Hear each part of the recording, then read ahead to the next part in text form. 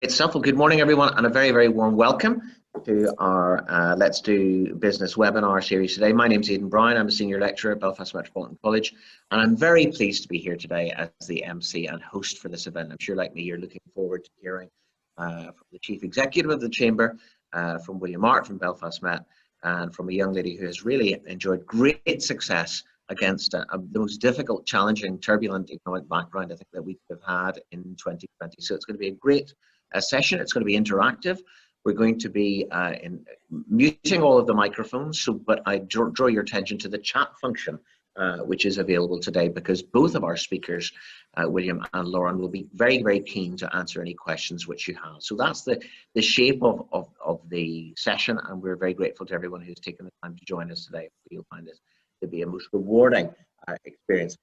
Our first speaker today is the Chief Executive of the Northern Ireland Chamber of Commerce, Belfast Chamber of Commerce, and he's on television, on a daily basis, and on radio on a daily basis, really batting for the sector and supporting all of the businesses which are really fighting for their very, very survival and in this current climate. So it's my particular pleasure at this moment to welcome, with his thoughts on this very special day, Simon Hamilton. Thank you for the very kind introduction, Aidan. It's a real pleasure to be here this morning. We at Belfast Chamber are very, very pleased to be able to partner with Belfast Met on this Let's Do Business webinar series. And as you've mentioned, I think we all know and are experiencing firsthand what a tough time this past year has been for many businesses in lots of different sectors right across our city and beyond. So that's why we're particularly glad to be able to work with Belfast Met to provide some practical help and guidance and support to businesses to help them get through this difficult time, but also to try to reshape and remodel their businesses for what will hopefully be a brighter future. This second event in the series, Going Digital, is, I think, particularly relevant. I think many have in the past seen technology as the enemy. And when you have witnessed a doubling of online retail sales during the crisis, I think that has raised a lot of concerns in the retail sector.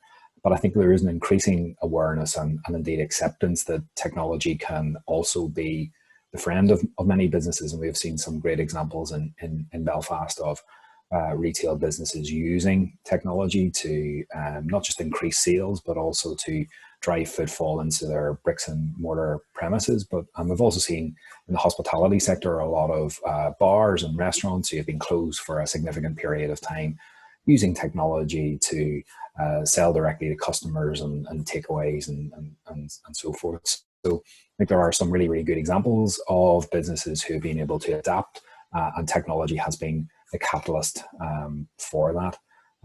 So we're really pleased to be able to run these events alongside Belfast Met, and I hope that everybody who is joining this event today or watching it online later not only enjoys it, but actually gets something useful for them and their business. And we at Belfast Chamber, and I know Belfast Met as well, will be more than happy to continue to offer any help and support that we can to anybody who is watching today or at a later stage. And if they want to contact us at Belfast Chamber, we're more than happy to signpost them in the right direction. Thanks, Aidan. Thank you very much indeed, Simon. I might just also say, wearing my other hat in terms of broadcasting, you are universally regarded and highly respected by journalists because you're very open with your time and very free with your time in terms of giving interviews. And I certainly know on behalf of Chamber members how much they appreciate the great advocacy which you're giving at the minute. So thank you very much indeed, Simon, for Thanks, your Aidan. Thank you. Much appreciated. Thank you. It's tremendous. Just one little observation which I want to make before we move on to our first speaker is we at Belfast Met run a number of graduate academies. And Simon, you'll be interested in this because it really does show the essence of the way people trade in Belfast and the way they look after their clients. So we did an online opening of the Aflac, American insurance company, Aflac's offices in City Keys 2, where U105 and UTV are based.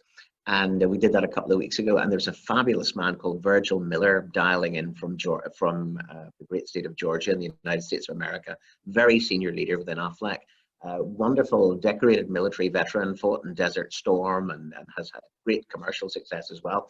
Anyway, he arrived in Belfast and the airline, I shall not name the airline that brought him in from America lost his suitcase, and he was going to meet Brian Kingston, who was the then Lord Mayor of Belfast, the next day at 8 o'clock, and he was standing in Belfast in a bomber jacket, jeans, and a t-shirt and a pair of trainers, going, I can't go and meet the Lord Mayor of Belfast the next day.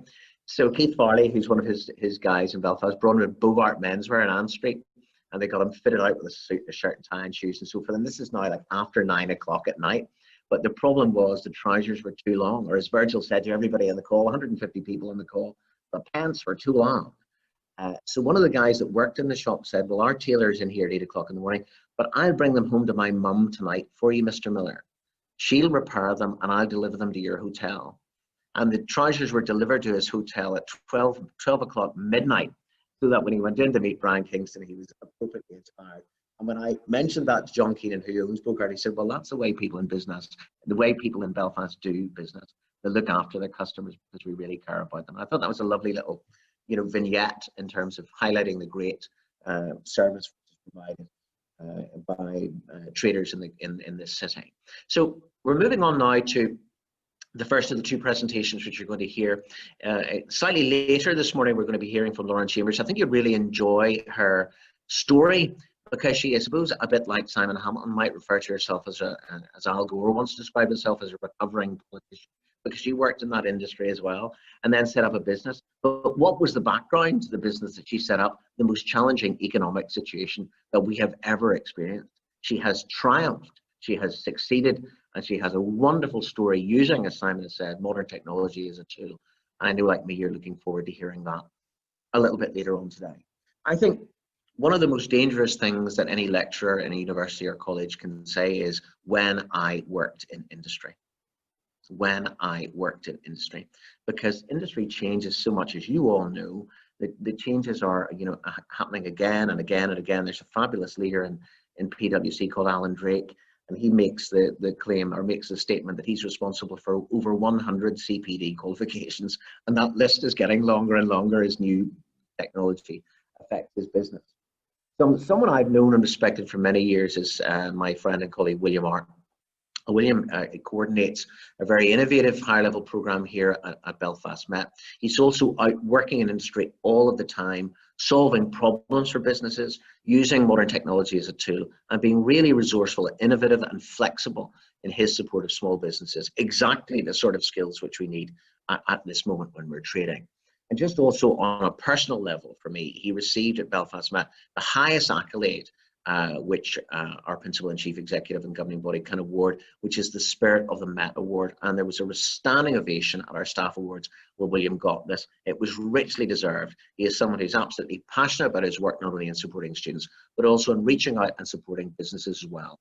He has a great track record of achievement. He's going to share some of the insight into the technology which he has been using.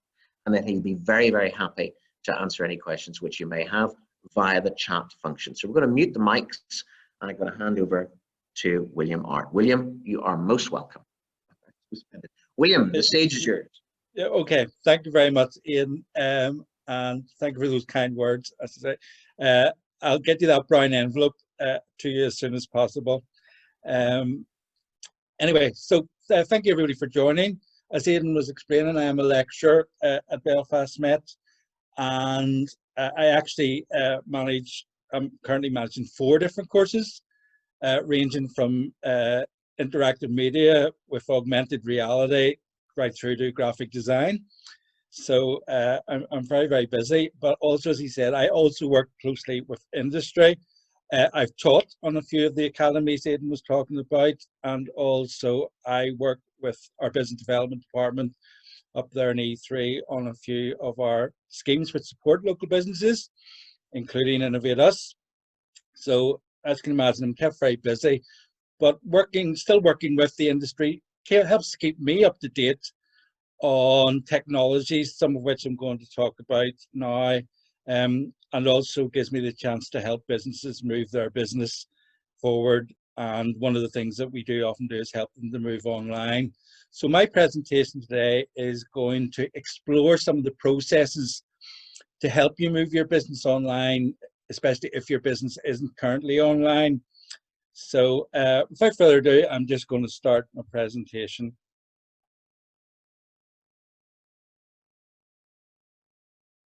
And I hope you all can see that.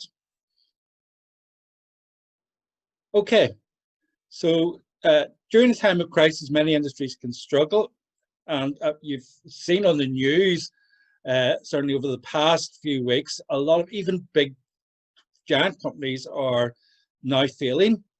And a lot of that has been down to their past business practices and not really preparing their business to go online. And hence why at the minute, a lot of businesses are struggling because they haven't invested in that over the years. And sadly, we've also seen some businesses close, such as the Arcadia Group, and then most recently Debenhams. Although as the news today, that may or may not be happening, but we shall see. All right. But there's many areas such as hospitality, travel, and many other businesses have had to face changes to their business and selling strategy. And small companies have also struggled to make ends meet during these turbulent times that we are currently going through. Many businesses have found themselves in a position where they have to change their selling strategy. For example, a restaurant converting to takeaway, or in some cases becoming a supermarket. Many have also had to move their businesses online when offline channels are temporarily disabled. And you're actually going to hear about that later on in our next presentation. But isn't moving a business online easier said than done? Especially for those who until now mostly relied on offline. How do you move an offline business online? Well, we're going to explore 3 platforms to help you move your business to online and to hopefully start selling using a range of e-commerce solutions. These are Shopify, WordPress, and WooCommerce, and then lastly using social media, concentrating on Facebook and Instagram. So why sell online? Most businesses will need to move online sooner or later, and many businesses have suffered not being online, especially in recent times. Being online also helps you stay in touch with your customers. Clients like to hear from you and also have the opportunity to communicate with you. And it also helps you to get ahead of your competitors. Moving a business online helps you stay ahead of what your competitors are doing and what they are selling.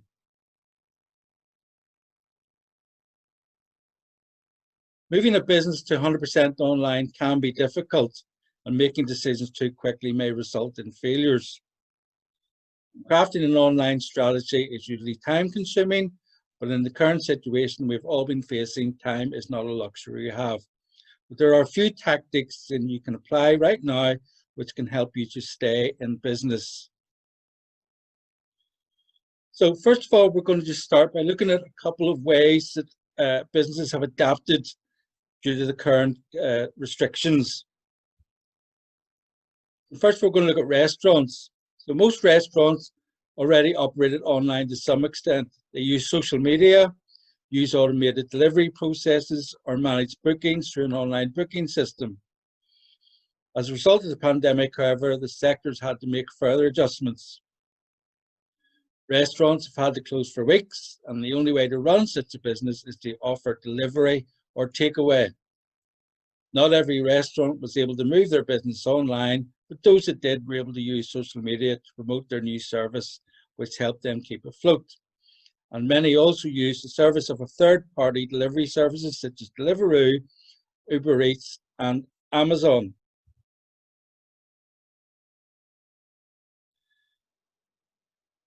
Bars and pubs was another group of businesses that have been badly affected.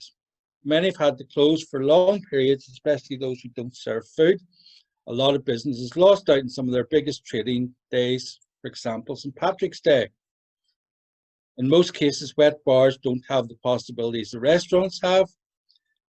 They can't usually deliver alcohol or serve it as a takeaway due to many legal restrictions.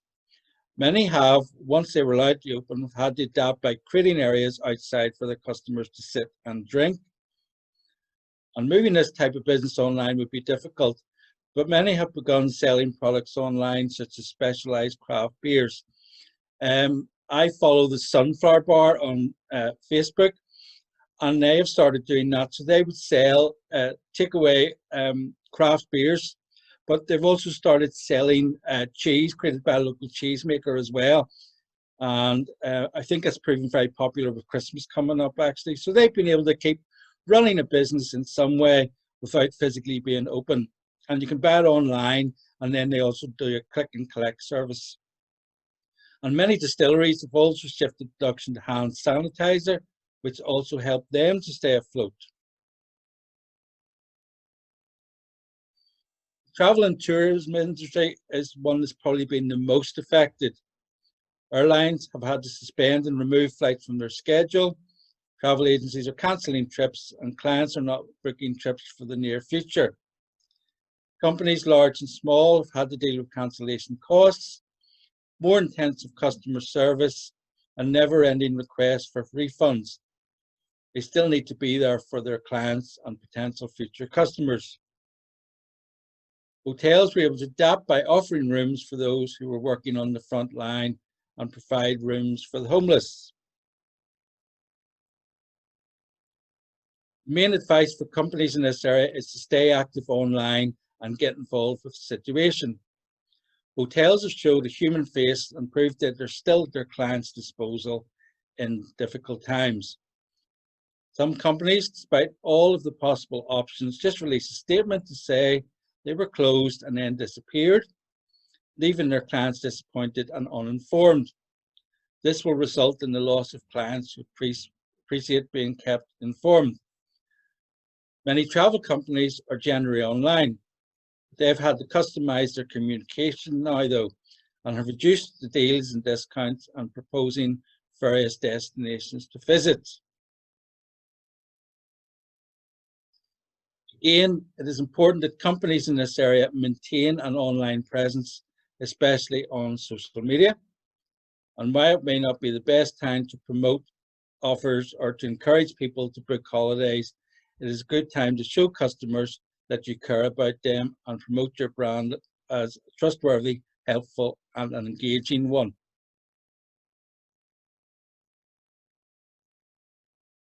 So as you can see, there's many ways that businesses have had to adapt due to the current pandemic restrictions. And many of you may have a website which is used purely as a marketing tool, but does not include a mechanism for selling products and services online. So we're going to have a look at some mechanisms to help you move your business online and to start selling. And these are WordPress with WooCommerce, Shopify, and then Facebook and Instagram. So to begin with, I'm going to talk about WordPress and WooCommerce. So WordPress is one of the most popular web platforms, and over 33% of the entire web is built using WordPress. More companies use WordPress than all the other options combined. And these include companies such as Vogue, Network Rail, Bloomberg, and there's many, many others. There are two versions of WordPress. There's WordPress.com and WordPress.org. And I'm going to explain both of them because they are very different. So first of all, WordPress.com. WordPress.com offers users a simpler way of using the WordPress software. Like any hosting provider, it provides additional maintenance and security services for a price, although you can set up a basic website for free. Instead of needing to install the software on your own web hosting, as you need to do with WordPress.org, you can just register for a WordPress.com account and get started right away, which makes it very simple. However, to achieve that simplicity, you need to give up some of the flexibility that you would get with a self-hosted WordPress software. For example, depending on your plan, you might not be able to install your own WordPress themes and plugins, and your site might have ads from WordPress.com on it. I always say nothing comes for free. Until recently, users were limited to what they could do when they used WordPress.com. It was originally designed for bloggers and not for those who needed a fully fledged website. But in 2017, WordPress expanded what you could do using the platform, including using purchase themes to style the site and plugins to expand the functions of the site. And what you can do depends on the level of the purchase you make. A basic site is free, but you need to pay to expand the functionality of your website. And there you have the pricing structure. And I've taken this from the website directly. So I say you can start with a completely free website, and then you can move up. So personal is £3 a month. Premium is £7 a month. Business, £20 a month, and then e-commerce. So if you're going to sell products online, you can see it's the most expensive there at £36 a month. But that gives you a very powerful and flexible platform, which can grow along with your business. So it can grow as you sell more online, your site can grow with you. And £36 a month is not an awful lot of money. And as I say, you'll make that back easily by selling your products online. WordPress.com is a good option as it's easy to use and set up. It comes with pre-installed themes and functions, and you can get a website set up and online in minutes, and I mean that literally. You can expand the functionality of the website by adding purchase themes and plugins, and you can also purchase the e-commerce plan if you want to sell products online. And there's just a link to the website there. It's very simple. It's wordpress.com, and you can find out all the information on how to set up there. On the other hand, then we have wordpress.org, obviously made by the same company, but they are very different. Okay, so wordpress.org is an open source software package, and it's free to everyone around the world. However, it has to be installed on a server supplied by a web hosting provider. And in most cases, this is a simple one-click install and is really easy. But WordPress.org has much better customization options than WordPress.com. You can install plugins, use custom website themes, and do just about anything you want with the site. You can also easily set up your website as an e-commerce site using plugins, many which are free, which includes the one I'm going to talk about very shortly, which is WooCommerce. So WordPress.org features a front end, i.e. what the public sees, and a back end where the site is managed and updated. And while it's relatively easy to use, the initial setup and installing of themes and plugins might be best left to a professional. With WordPress.org, you have a lot more control of the website and its functionality. Software itself is free, but you will need to pay for hosting of the site and your domain name. You may also need to pay for themes and plugins. The site can be easily managed once set up and with some training on using the system.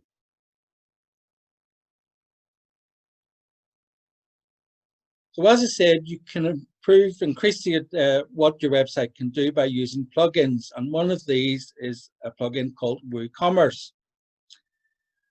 It is quick and easy to set up and use. And as I mentioned before, it is free up to a point, I have to say, but the basic software is free. So it is a plugin which can be added to any WordPress site, including WordPress.com now. And it can help you set up a store in just a few minutes. You can use secure payments, configure shipping options, and more, and all for no cost. It is entirely free. WooCommerce is fully customizable. You can add features and extend the functionality of your store with official extensions from the WooCommerce marketplace, including setup of payment gateways. It is used for selling a wide range of products and services, from subscriptions to gym classes to luxury cars.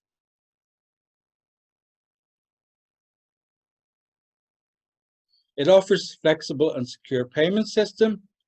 It comes bundled with the ability to accept major credit cards, bank transfers through backs, checks, and cash on delivery. There's also 140 region-specific gateways to choose from and integrate with, including Stripe, PayPal, Square, and Amazon Pay. You can also include Apple Pay, Google Pay, subscriptions, and deposits, which are also supported.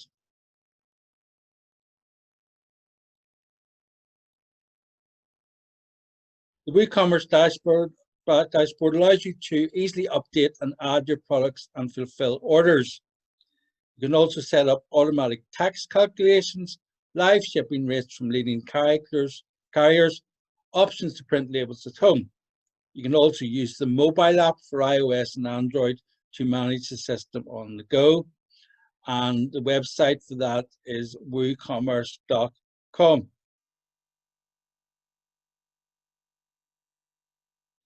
And now we're going to move on to another platform, and this is Shopify. Shopify has only been with us for a few years. It's quite a new platform, but is growing extremely fast and is now one of the most popular online platforms for selling products. So it provides technology for anyone to set up a store and sell their products online, from the physical front end of a website to the processing capabilities necessary to add stock, track inventory, and complete sales. Because it's affordable, Shopify is favored by small to medium-sized companies that can't afford to pay for costly custom website builds. And a basic package starts at £29 a month. Over 1 million brands use the services, including major names such as Pepsi and Fashion Nova. The platform provides you with a wide range of themes that can be customized to meet your own branding requirements, and allows you to sell either physical or digital products. Its key aim is to let users without coding or design skills build an online store without the need of the help of a developer. However, people who are familiar with HTML and CSS will be pleased to discover that the platform provides you access to both. So if you have some coding skills, you can use those to customize your own site. So Shopify is a hosted solution. This means that it runs on its own servers and you don't have to buy web hosting or install software anywhere. And as a result, you don't own a copy of the product, but you pay a monthly fee to use it. As long as you've access to a web browser and the internet, you can manage your store from anywhere. Key things you need to build and market an online store, such as templates, a payment processor, a blog, and even email marketing tools are provided out of the box. And you can customize your store to meet your own individual requirements through the addition of apps. So here we have the pricing structure. So as I said, it starts at $29. So I think you're around about £20 a month there. So that's for the basic option, and then you have the Shopify option, which basically provides everything for a growing business, and that's $79 a month. So I'd say around about £60. And then you have advanced Shopify for a larger company if you sell an awful lot of products, and that goes up to $300 a month.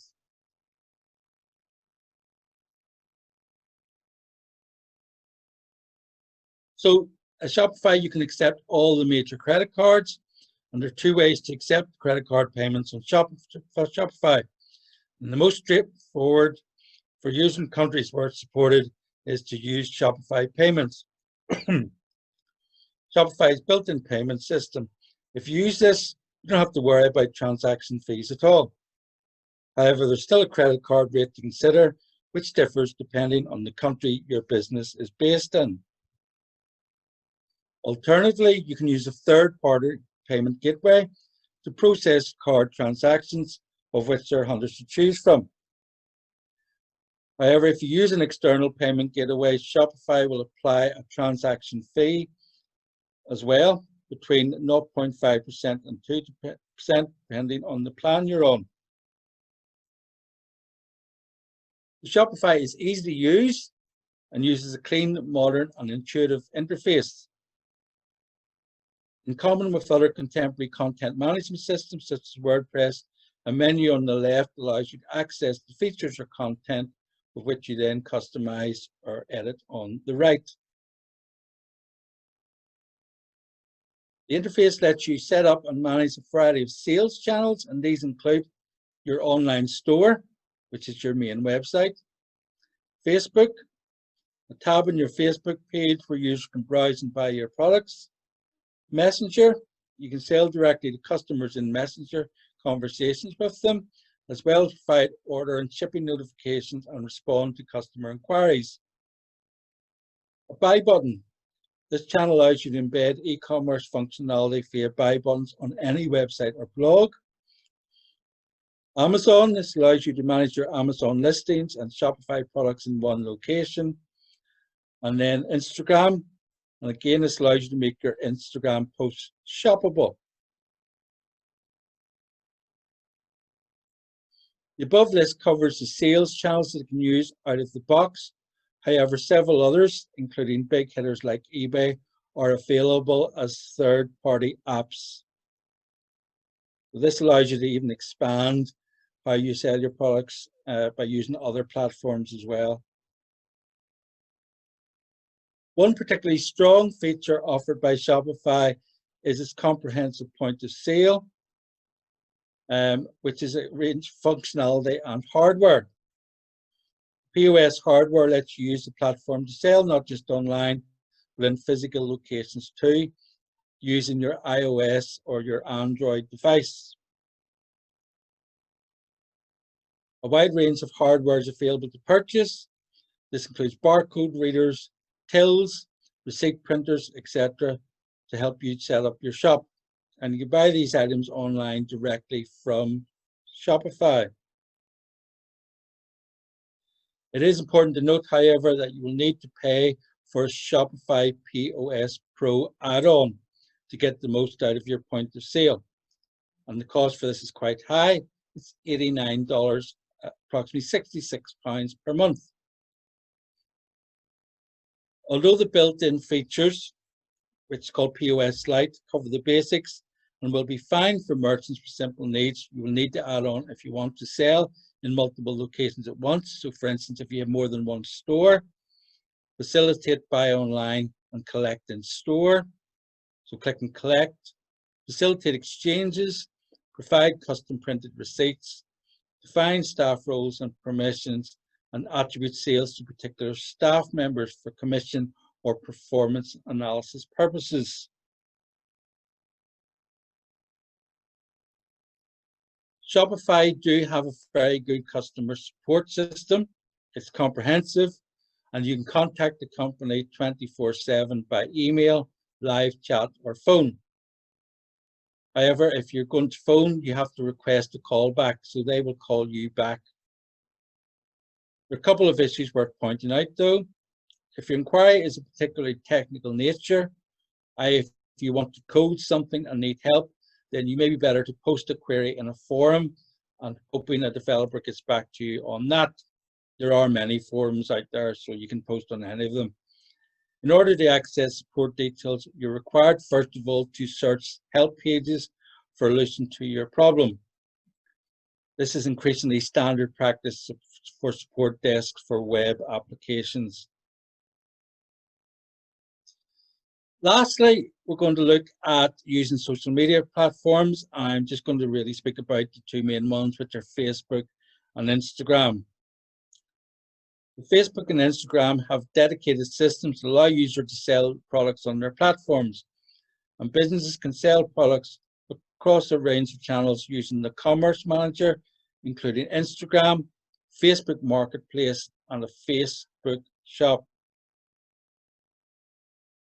The Facebook Shop is Facebook's latest e-commerce update.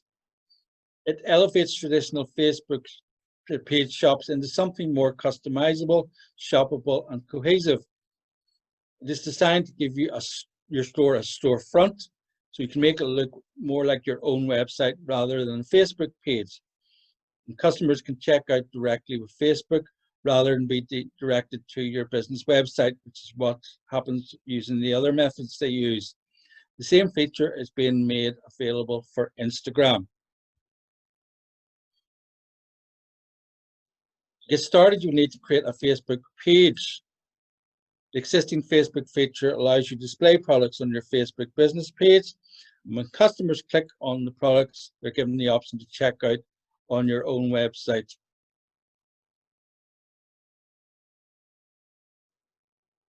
So for Facebook page shop, you will need to be an admin of your business page. Be selling a physical product. Facebook doesn't currently support the sale of services or downloads. And agree to Facebook's merchant terms, and make sure you give those a fair read before you sign up to them. Another option is to sell, and this has been about quite a long time, is to sell through Facebook Marketplace. It's an alternative to setting up a Facebook store. However, it's really used if you're just selling a few products at a time. It works in a similar way to other web platforms such as Craigslist, but it's accessed via your Facebook account. To get started, all you need to do is go to the Facebook Marketplace and hit the button in the left menu that says plus, sell something. Then follow the on-screen instructions. You can easily integrate Facebook shops with some e-commerce platforms, including Shopify. You need to add Facebook as a sales channel on Shopify once you set up your Facebook shop. And Shopify will walk you through the process of syncing up your Facebook page shop and your Shopify site. Instagram shopping gives your business an immersive shop front for people to explore your best products. With Instagram shopping, you can share featured products through organic posts and stories, or have people discover your products in search and explore. A lot of the so-called influencers are now really using this platform to sell products for which they're obviously getting some sort of commission for. So if you follow any of them, you might see a button that says something like buy this product. When someone taps a product tag on your post or a product sticker in your story, they'll be taken to a product description page where they will see an image of the product from your post, a description of the product, and how much it costs. A link then takes them directly to your website or your Facebook shop where they can purchase the product. And if you want to see how to set up, there is the link there. So it's business.instagram.com/shopping. So just to conclude, there are many ways of moving a business online and selling products and services. Many of these can be done quickly and cheaply, and it's important to use more than one platform if possible. Remember to promote your move online using social media, and being able to adapt may be the way to save your business in these difficult times. And to end with, I just want to end with a quote. This is by the comedian Milton Berle. If opportunity does not knock, then build a door. Okay, so I'm now going to open the floor if anybody has any questions. Thank you very much indeed, William, for a really brilliant presentation. I'm just going to do a very quick synopsis now. The questions have started to come in, so I'll be placing those to William on your behalf, but just to kind of very succinctly kind of cover what you've done. It's interesting that you're coordinating 4 courses at the college and you have still time to work through Innovate Us and support businesses.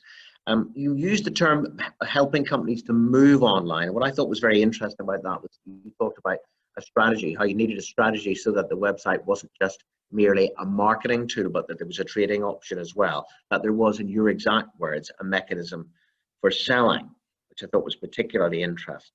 Selling products in addition to marketing.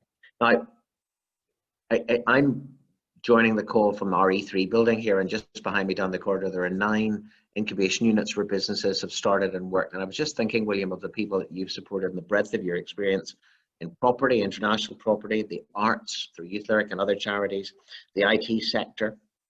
So you have a great wealth of experience for us to draw on, and we look forward to getting your your advice and further advice and opinions today. So you talked about, which I thought was interesting in terms of the assistance that's available for people who are moving into this area. It can be something of a, something of a maze, something which can be quite challenging and confusing at times. But you talked about the forums for assistance and the level of support that's available there. So if folk have questions if anyone has a question for William, if you would just upload that into the chat now. And here's an interesting one that's come in from David Phelan, because you reminded me of something that I saw on Saturday night when I was queuing up outside the Vineyard on the Ormer Road. Other shops are available.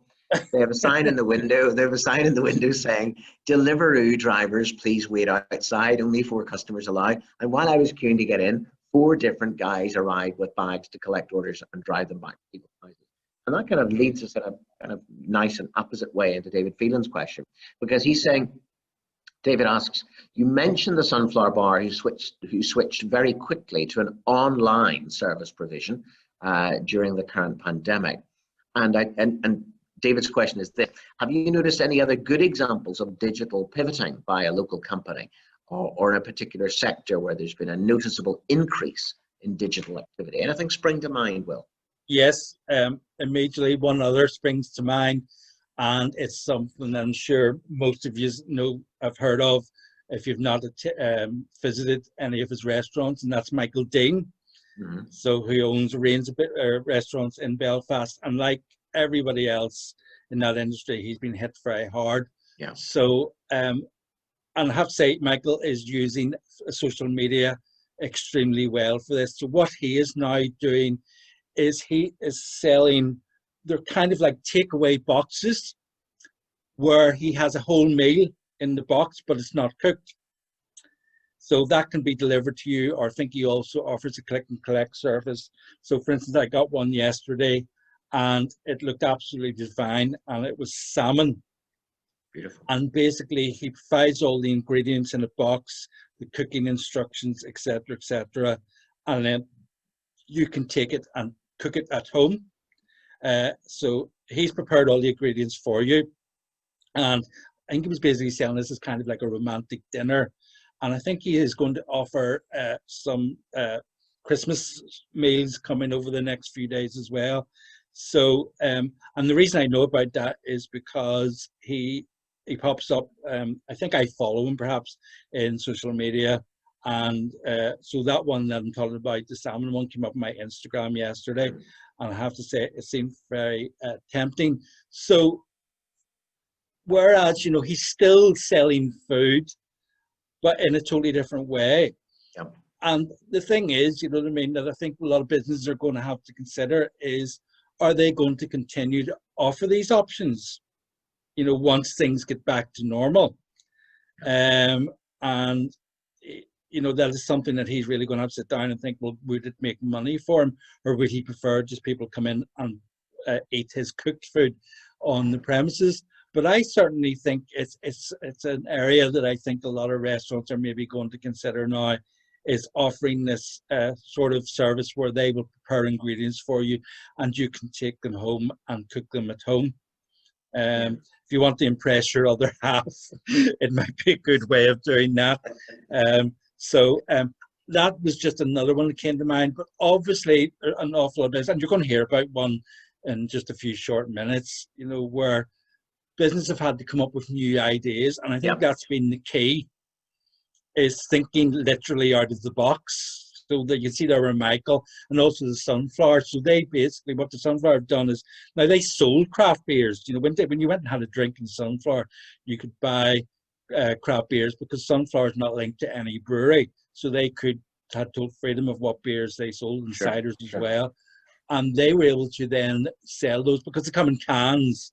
So they're not selling pints or anything. They're not drafts, so they come in cans. But they also then have teamed up with local providers, food providers, and especially cheese, which I'm a big fan of. And then they also, unfortunately, for some reason, I'm not sure why, they had planned a sort of almost like a Christmas market, but obviously not one like we saw in Birmingham recently, where local suppliers were going to sell their goods. Obviously, once the restrictions are lifted on Friday evening, They were going to do that on Saturday and Sunday, but they've now cancelled it. I think maybe as a response to what happened in Birmingham with their Christmas market. So I think they felt, oh no, we can't guarantee that we wouldn't get a crowd at this.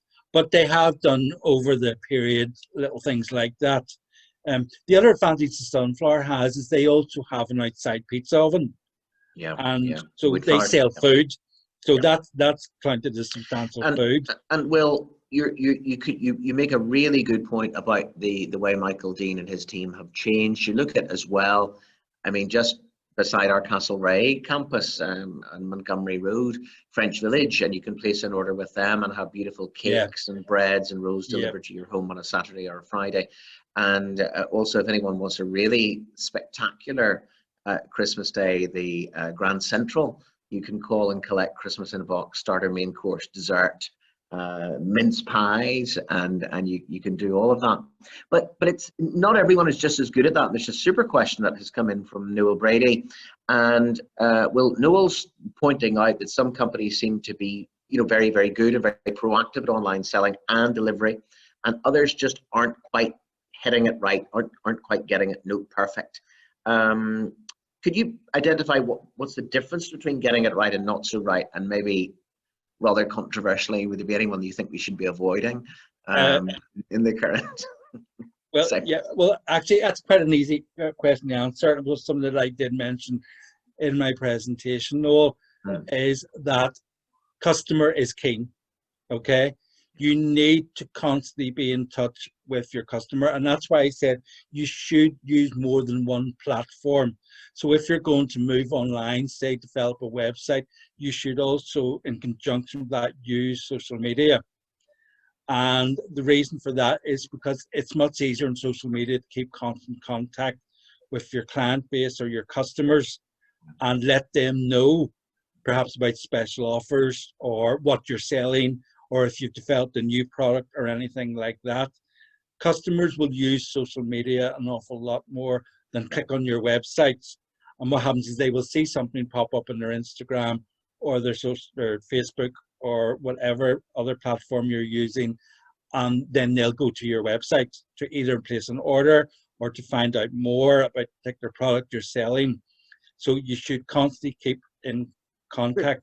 The other thing that you can also do is perhaps use or create an e-newsletter that you send out to your customers perhaps every month. Do not send one out every day, for goodness sake, because then you'll lose your customers. But once a month is probably absolutely fine. So that's another good tip. But the key is to keep in constant contact with your customers. And we're talking, Will, just on that point, you reminded me that I get an email every Friday from Belfast Chamber of Commerce with 15 pieces of good news. And they're nice, quick, bite-sized stories about people that are expanding and developing and doing really great things. So that's important. It's important that we do it the right way. William, the other thing, Aidan, just very quickly is, so as you know, because you know me very well, I'm a man who likes to travel. And I have stayed in, hotels all over the place. And when you go to a hotel, one of the things that they ask you is when you're signing in is for your email address. Well, there is a reason for that. It's so that they can keep in contact with you. And many of the hotels, especially over the last few months, have been keeping in contact with me through emails to say, we're still open, or we're closed, but we're still doing this, or we're planning this. We'd love to see you next year, etc., etc. And that actually would encourage me to then say, well, yes, you will see me next year because I'm going to return. So again, that's just another example of keeping in touch with your customers, even though they're not able to offer the service they normally do. As the Reverend Ken Newell used to talk about the dark times that we had here, it was like when he was talking to people, he described it as putting a radiator on in a cold room, and it has that effect that you can keep in touch. It was very interesting series that RTE made about a big hotel. I've not forgotten the name of the hotel, a big hotel in Dublin, but what their social media strategists, and you just reminded me of it there, Will, they picked up all the email addresses of people coming in, then looked at them on TripAdvisor, and if you were a lady or a gentleman who left reviews on TripAdvisor, what would happen when you checked into this hotel? They'd go, "Good morning, Mr. Art. It's lovely to have you here today. This is your lucky day. We've upgraded you." Oh, yes. Yeah, better. So is that, get proactively marketing to those who are going to be marketing for you, which I thought was very clever. Oh, brilliant. Yeah. Well, I must go and leave a few reviews in TripAdvisor now. well, your credit is good everywhere, which must be a very good position to be in. And your credit is good with everyone online today because you've given a thrilling presentation. And I know for a fact about the wonderful work that you do with our learners here at Belfast Met and with the businesses that Belfast Met supports. William Art, thank you very much indeed. You're very welcome. Thank you very much indeed. Well, we have another brilliant presenter today who's going to tell us a story of success, not only of a career change, but a success in 2020 against really, really great odds. So Louise Chambers worked in the political arena for many, many years. She decided to take a great leap of faith in 2018 and get out there into the big bad world of commerce, starting a wedding photography business. Now, this year she hadn't been trading long enough to receive much financial support, and that could have been the end of her business. But she's used the modern technology, which Will has been telling us about. She's used that as a tool, and listen to this. Her business has expanded. She's now employing more people and is enjoying a very, very great deal of commercial success. And I know, like me, you're fascinated to hear just exactly how she did that. So Louise, the floor is yours, and we very much look forward to hearing your story of innovation and great success. Hi, thank you. Thank you. I hope you can all hear me okay. So I am Lauren, the face behind Lit Photography, and now Life from Lit. So it's a real honour to be asked to speak to you all today, and hopefully I can provide, if nothing else, a little bit of an inspiration and a bit of a light in these dark times. And it's been incredible hearing Will's presentation and seeing some of the businesses that are even on here today. So I'm going to give you a real quick background just so that you're not wondering, why is this girl talking to me right now on this Tuesday morning? So my name is Lauren. My company is Lit. It actually comes from my kids' names, so Lauren, Isla, and Tyler. Family is at the heart of everything that my brand stands for. And as everyone's mentioned, I used to work in politics for my sins. No, I have quite the story, I suppose, in terms of the background, in that I had my son Tyler when I was just 21. I was studying criminology at Queen's and fell pregnant. So took a year out to have him, and I know what it's like to literally have nothing. And I was telling this to the guys last week about, I've recently just ran a charity event to raise money for Action for Children, because I know what it's like to have literally not 20p for a cup of tea, and that was the position I was in when I had my son. He then was diagnosed with autism at the age of 2.5, and I then left my postgrad, which I was doing at the time in law, to do intensive therapy with him, and he's doing really well now. But the reason I'm telling you that is not for a sob story. It's because I think you need to know the background, because my background is what drives me forward and what has motivated me this year. So fast forward, my daughter was born in 2015, and I suffered really bad postnatal depression. And I was fighting for services for my son, and hence how I find myself in politics as a parliamentary assistant to an MLA, all because of a conversation about trying to improve autism services. And at that time then as well, at the exact same time, I bought my first camera in 2016. My daughter had just turned 1, and it was my way of recovering from postnatal depression. It got me out of the house and helped me just motivate myself. All of a sudden then, fast forward, a friend of mine asked me to photograph her wedding in 2017. I was working full-time, raising my kids as well, and then I went full-time in 2018. The business just accelerated. I was getting bookings, and politics is not for the faint-hearted, and it was a much nicer environment to work in than politics was. So there I find myself full-time in 2018, and as is mentioned, because I only went full-time in 2018, I did not qualify for any of the grants that came this year. I've fallen through every crack in the system, even the most recent one.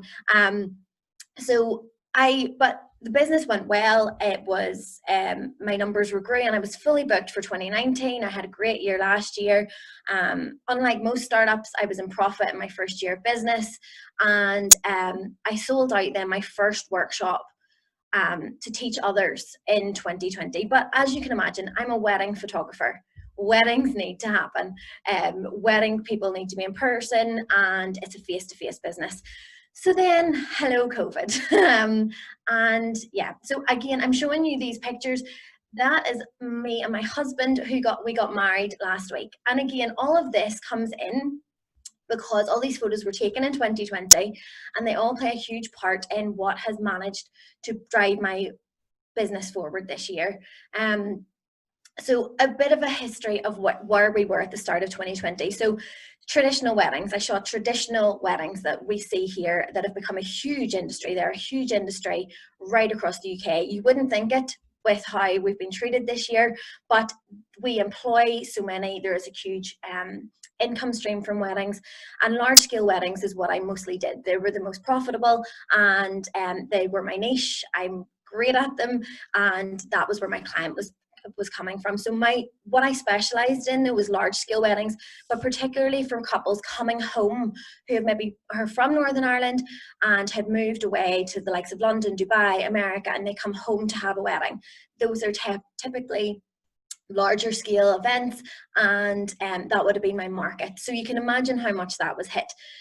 What my other speciality was, and which had really grown in 2019, and I was really making a name for myself, was elopements. So what a lot of people don't realize is we have a huge elopement market here in Northern Ireland, with people and couples, especially from America, traveling in to get married here, just the two of them on our amazing coastline. Here in Northern Ireland, we are spoiled for choice in terms of elopement locations, and there is a huge worldwide industry for this. So being from the North Coast, I specialised in that, and that was what a lot of my business was to be this year. Adventure sessions, similar, couples coming here for holidays, families coming here for holidays, and they come and they have adventure sessions around our coast, and I would take them around and show them that. And finally then, workshops. We are a photographer's dream here in Northern Ireland because of our backdrop. So I had organised my first workshop, which was due to happen in October, and I had people flying in from America to attend, to learn about my approach to photography, and for me to teach them that, but also just to get the opportunity to photograph here.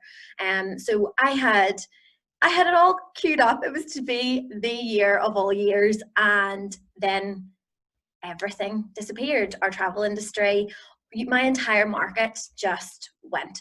But not only that, not only did my market go, in my industry, you obviously, people pay booking fees, deposits, and then they pay their full balances.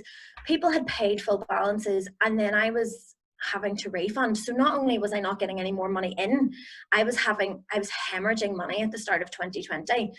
So these are just an examples of what I was doing. So this is what, do you remember what life looked like before 2020?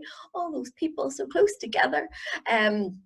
So this is what I do. So traditional weddings, this is an elopement I shot here, an adventure session at Severick Castle, and elopements and workshops. So I would put together style shoots and create. So this was a style shoot. I actually did this year. But so my immediate response was survival. I think, like most of us, was, how can I manage to hold on to the little money that I had? We are a seasonal industry, so by the time COVID hit, my business was only just, my income stream for the year was only just starting to kick off again. So I didn't have a huge reserve of money. Like I said, I didn't qualify for any grant because I work from home when I'm not out shooting, and you know what, my office is at home. So my immediate thing was cash flow. How could I stop money going out whilst bringing in more money? Because otherwise I needed to bring in the money to refund the people that I owed money back to. Similarly though, and it's great, this falls on really lovely from the presentation we've just had, because my initial thing was communication. And it's one thing that I saw fall so badly, especially in my industry. People stopped communicating. And I, like I said, I just got married last week. So being a bride myself and being on the other end of this, no one was telling me what was going on. No one was communicating their policies. No one was communicating where I stood, what was due to happen. We ourselves were due to get married in April, so we were very close to our first wedding date, and no one was communicating with me. People were stopping posting on social media, businesses were just disappearing, and I realized that I had to do the opposite of that. I couldn't understand why people in my industry were losing clients, people were demanding refunds, all of that. But because I kept present, I kept posting on social media, I stayed positive as much as I could, I communicated my policies, and I stayed online. We couldn't be face to face, but we could stay online. And that was honestly the game changer for me. At this point in my ad, it was just me in this business. I was flying solo like most photographers, but I literally had to do it all.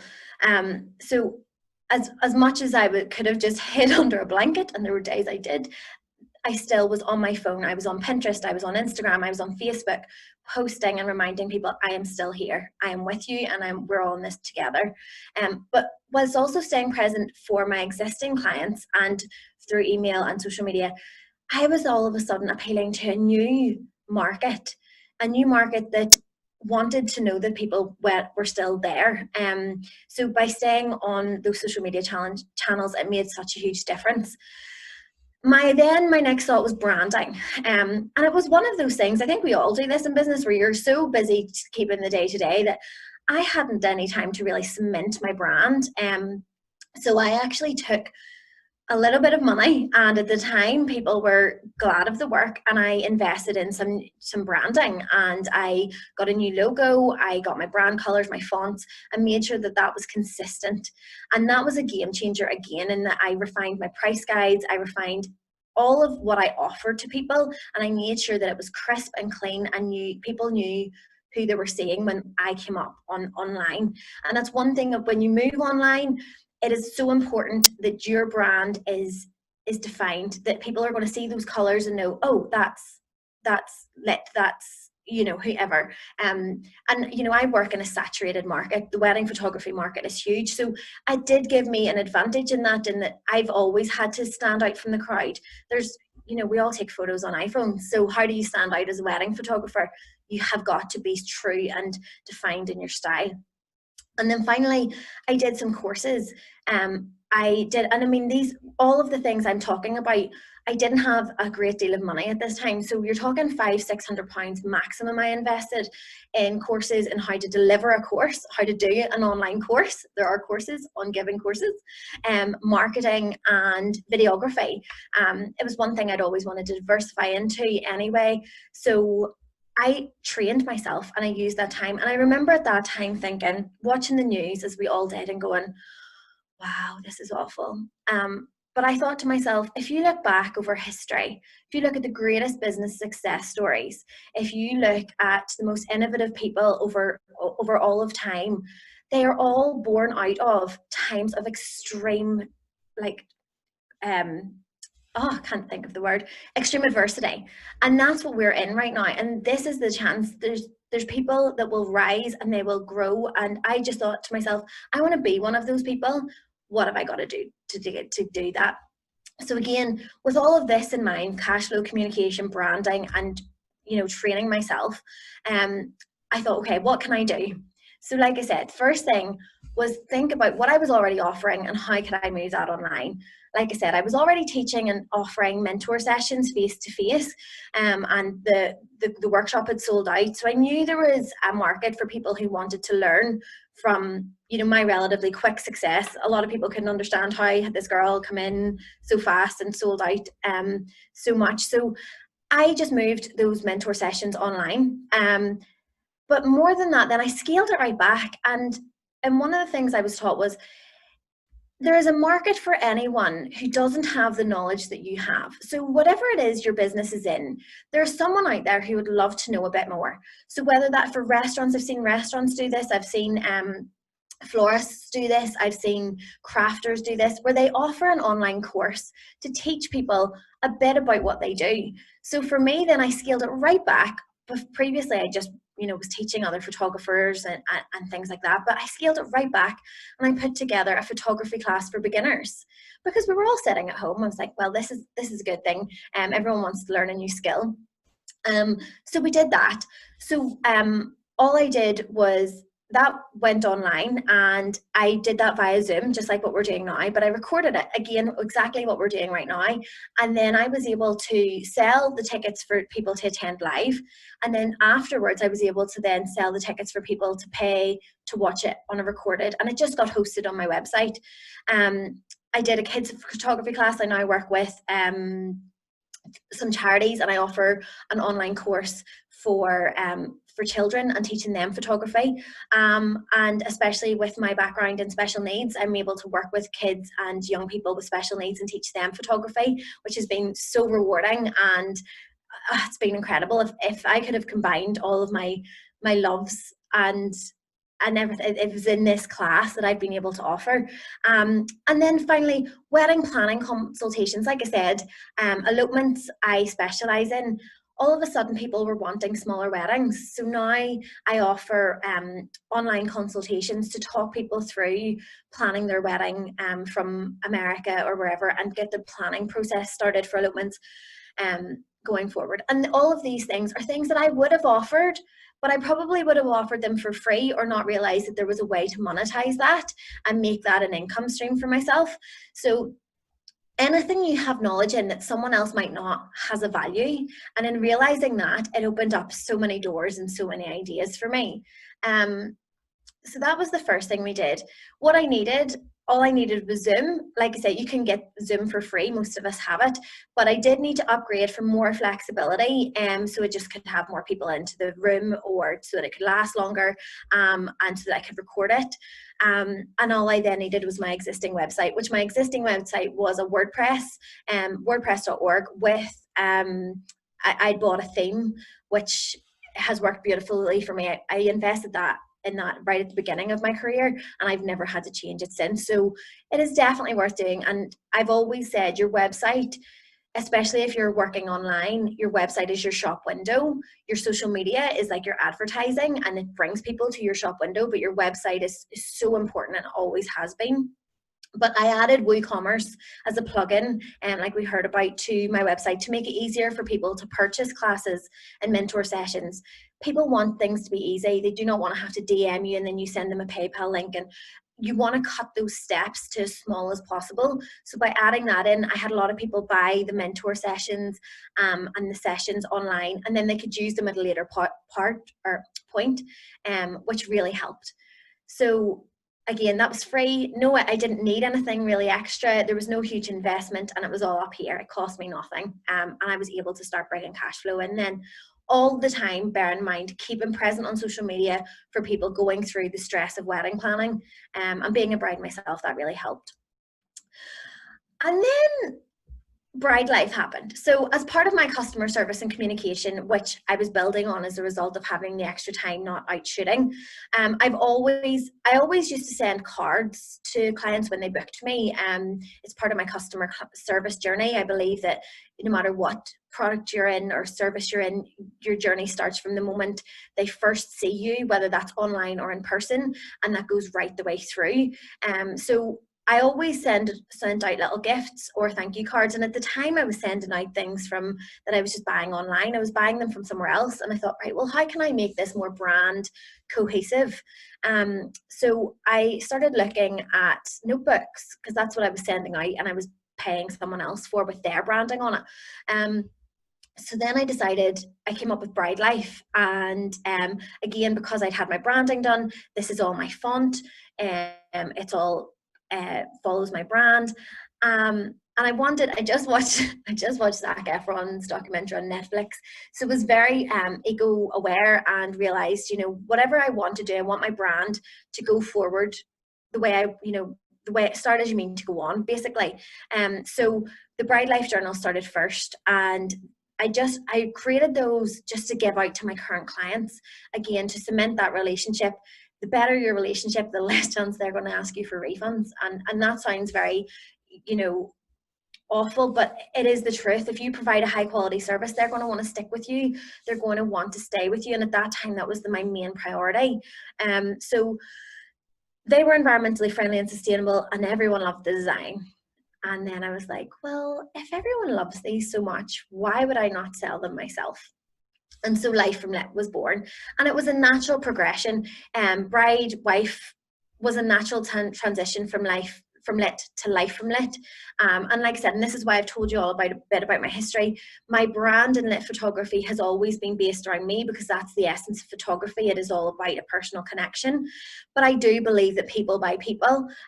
It's always been something that has proven itself time and time again for me. And you can see that every day in influencer marketing, and why there's been such a surge in influencer marketing, because people buy people. So I was a bride myself at the time, a COVID bride, going through the same thing as everybody else. And it was a natural progression to move from lit as a wedding photography to bride wife products. So being a COVID bride with a growing online presence, it made sense. And it made sense to my customers. It made sense to my followers. It made sense. And I'm not sitting here with like 10, 15,000 followers. At the time, I think at the start of this pandemic, I was about 4,000. So it's not like we're talking huge numbers here, but I just added the Life from Lit link to my website, again using the WooCommerce, and it started off with the bride life t-shirts and the journals, just added straight to the website, my existing website. But I did create a new Instagram account, all for free. It cost nothing.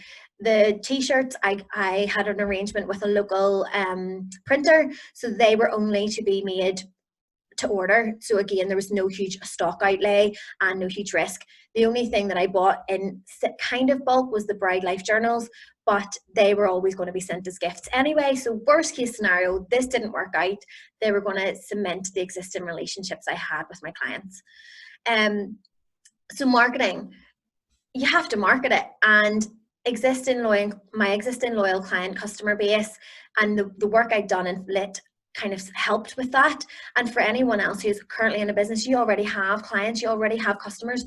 That existing client base are going to be loyal to you, especially if you've provided them with good customer service. So they will buy into that. They will want to support you, especially right now. And consistent social media. William's talked about this, and I really cannot stress it enough. Consistent social media posting. The only bad Instagram post is the one you don't post, and it's something I live by and have stood by and completely agree. I don't know if it's 7 times. The number might be slightly different, but I read somewhere that someone needs to see you or your brand at least 7 times before they'll purchase. So the more times you're online and the more times you're posting on social media and popping up for them, the more likely they are to buy from you. And then we used influencer marketing. I never paid anyone to promote any of our stuff, but we have always we did send out some gifts to people that were a good fit, and to people and businesses that have supported me in the past and that I know. So they were all authentic. Everything was authentic, and that was very, very important to me to remain that way. So these are our life jumpers you'll see here. So that was the next progression then for us. I say us because at this point, lit had grown to such a point, and with people moving their weddings to next year, I literally grew the business in terms of photography that we're now double what we normally would take. And at this point, the admin and all of that, I needed to bring on a member of staff. So midway through the year, in the middle of a pandemic with no financial support, I brought on a member of staff. And it was the best thing I did, because I couldn't have ran both at the same time. So a strong brand sells. And the best thing that I did, and what allowed me to grow this year, was having a brand that was consistent, authentic, and stayed true to me and true to what I believe in business. So that's one thing of these times. It's very easy to panic and just jump and just think, okay, well, we'll do this, we'll do that. But that won't make sense to a customer. So this made sense to my customers and my clients that, okay, well, this is Lauren. It's still Lauren. It's still the lit brand. It's just a new avenue of it. So I used existing authentic connections to market Life from Lit. So those were other people in business. existing clients, existing people that I'd already built that relationship with, and you will have those already. But I remain true to the core lit values of being an emotive, relatable and honest brand. Nothing I do is anything but honest, and I think that shines through. And transferred that into Life from Lit in a natural way, whilst not relying solely on the lit customer base. Because what we found was it was a whole new market. Retail is a whole different market from photography, both face to face in a lot of ways. But I mean, our client base from Life from Lit now is completely different. And at this point, then we developed. We moved on from not just the wives and the brides to Boss Lady, which covers everybody. Like I said, my history and my background is in politics.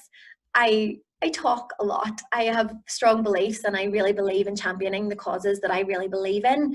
So this was another way for me to do that and take that passion. I can't quite let go of my politics side yet. And this is a way for me to do that. So we use the likes of Boss Lady, Wife Life to challenge the stereotypes that come with a lot of female labels. And then we diversified. We had the Christmas range and the kids range.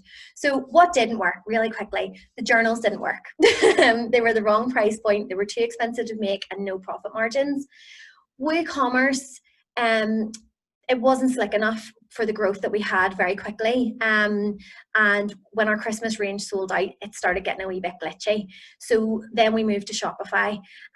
Kids range, again, wrong price point. Again, because everything's happened so fast, we haven't had the time to do enough research. And that's just a lesson that we've learned. But because we kept the outlay to a minimum, it hasn't cost us on the back end financially. Some influencers, they were the wrong fit and the wrong demographic of following. And that's true for any influencer marketing. You have to be very careful of who you approach and how you approach it. But what did work? So brand consistency. So our colors, our fonts, our styles, our social media feeds, they all remain consistent and all stay consistent and aesthetically pleasing. So we stick with the same core 5 colors, the same 2 fonts, and we have a really pretty Instagram feed, which is nothing more than just knowing what's coming next. It's not hard to do, and it takes an hour out of your week to just plan that a little bit. Shopify could not be easier for everyone. It is so easy set up. My assistant Emma has no background in web design. I designed my own website for Lit, but she has no background in that, and she put together our Shopify in 24 hours. It has a trackable customer conversion, and it's so easily integrated into Facebook and Instagram. And new markets, so not relying solely on our existing market and expanding our marketing channels and reach to a new customer base. And finally, collaboration. So working with and supporting other businesses. Now is the time where we need to do that more than ever. And it is just key to everyone's success right now. And I really, really believe in it. And so what's next? So 2021 will see the busiest year for Lit photography with double my normal level of bookings. So as a result of sharing my own personal wedding journey, like I said, we just got married last week. So we've been through the ringer, and sharing that so openly and honestly has led to a lot of interest in terms of wedding planning. So we are launching our wedding blog and podcast at the end of this week. I'm employing 2 new members of staff in March 2021, more online courses, some speaker events, 2 residential workshops, and an open planning service. We hope to put Life from Lit into retail stores, new lines, and a standalone company with a refined brand. More charity work and a holiday, please.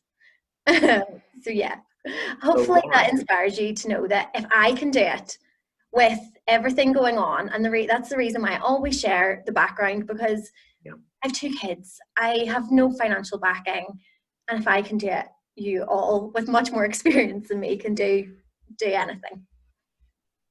Well, I just tried to make a note of some of the things you've been doing in the last couple of years, and my pen almost ran out there. I mean, I was feeling a great pang of sympathy for Will earlier on, talking about coordinating a number of courses and working in business. Here you are running a business with a young family, coping with all of these things that are going out there. And what an amazing journey. I wrote down the title of a book, Lauren, when you were talking. I'm sure you've come across it, Mark H. McCormick's What They Don't Teach You at Harvard Business School. I think you could write the sequel. I really do. I think that was just, what a journey.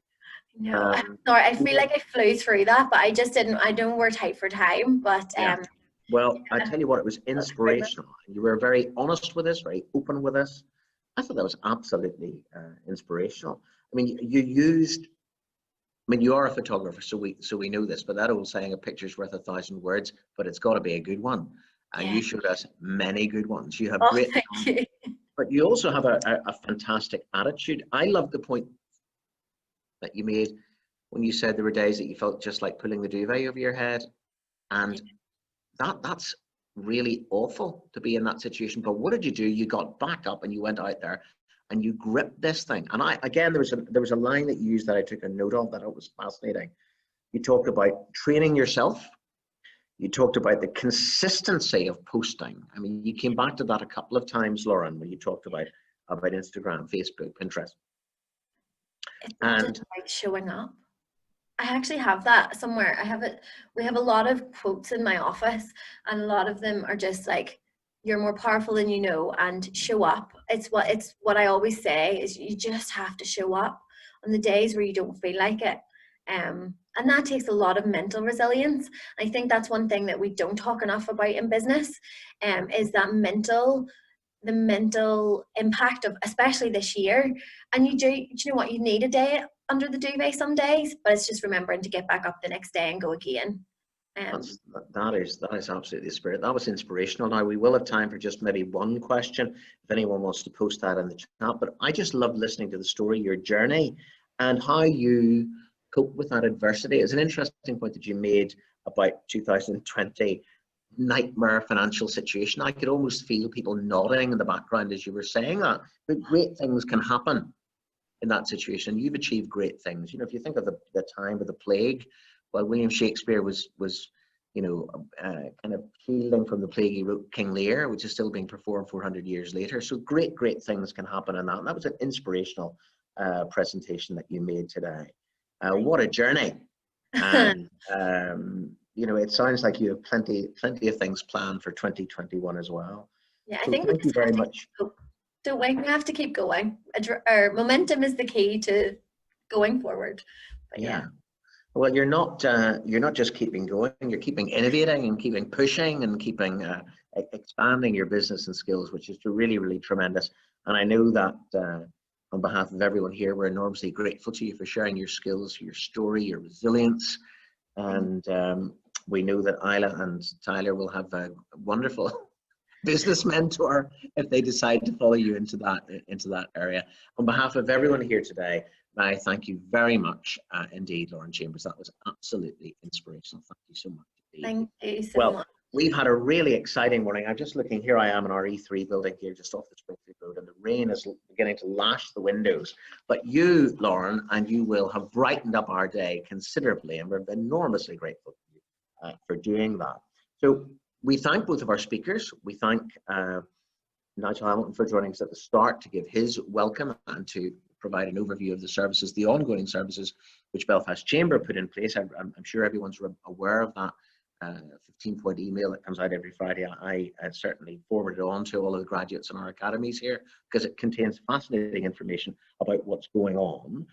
So we thank Lauren and we thank Will very much indeed for sharing their thoughts with us today. You're going to see very shortly the details of the business development services which are offered here at Belfast Metropolitan College, because we can support businesses in a range of programs which are fully funded. That's music to the ears of those under pressure at the minute, which are fully funded.